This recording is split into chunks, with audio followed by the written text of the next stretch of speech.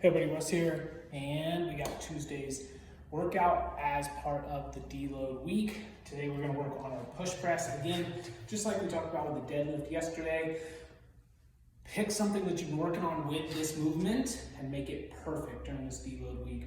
Then hopefully you can carry that into a heavier load when you go into your testing next week. For the push press, five reps for 3 sets, and you can build on this, but just go light to moderate today. Don't need to kill yourself. One of the things that you could be working on with your push press is the position of your legs in the dip. So let's go take a look at where we're at.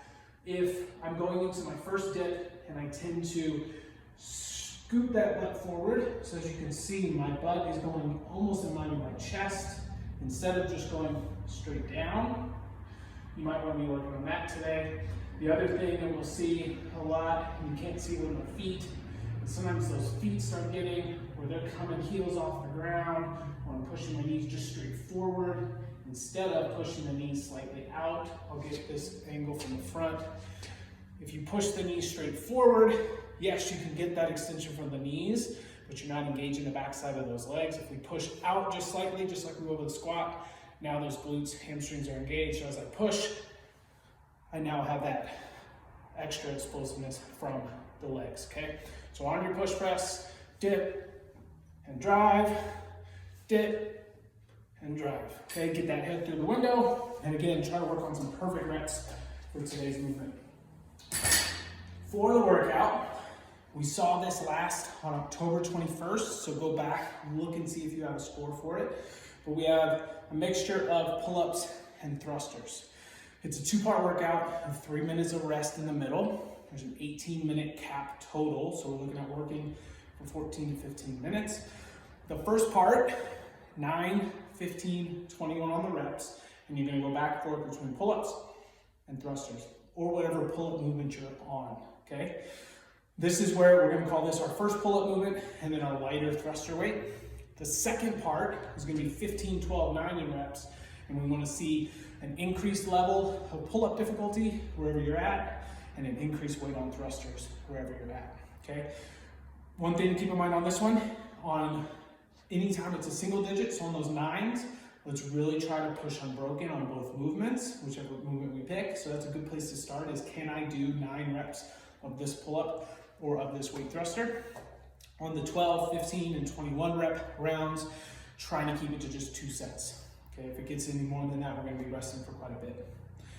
And then pick your poison on, are you going to push the thrusters today, or are you gonna push the pull-up movement today? And so maybe you're working to go unbroken on the 15s on that movement, and then keeping the other one broken up on the 15, 21, and 12. So I threw a lot of numbers at you. Well, let's talk about the movements. Number 1 for pull-ups. Let's say you normally do a jumping pull-up, okay?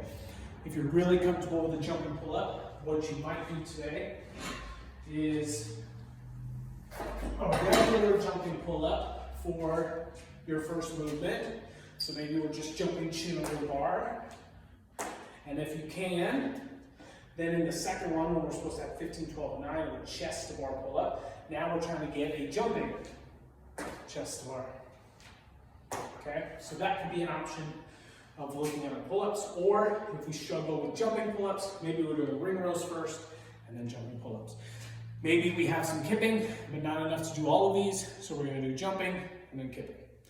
Maybe we have kipping and then chest to bar. But find that right level where you can really push it today. Thrusters, remember a thruster is a front squat into a press. So we'll get that full front squat first. As I squat, explode out of it, into that full overhead press, and then back into the squat. So you want to pick a weight. If you know that your squat's limiting you, or that your overhead press is limiting you, pick a weight that you can appropriately get at least 9 reps, hopefully 12, and that way you can push the 9 and the 12 unbroken, okay? Again, go back and look. If you have a score from this, try to improve on it, whether it's adding weight, adding in difficulty, or just getting faster at the same movements. And keep it light on that push press. Really work on building it up so that you feel great next week for the test. Have fun on Tuesday, everybody.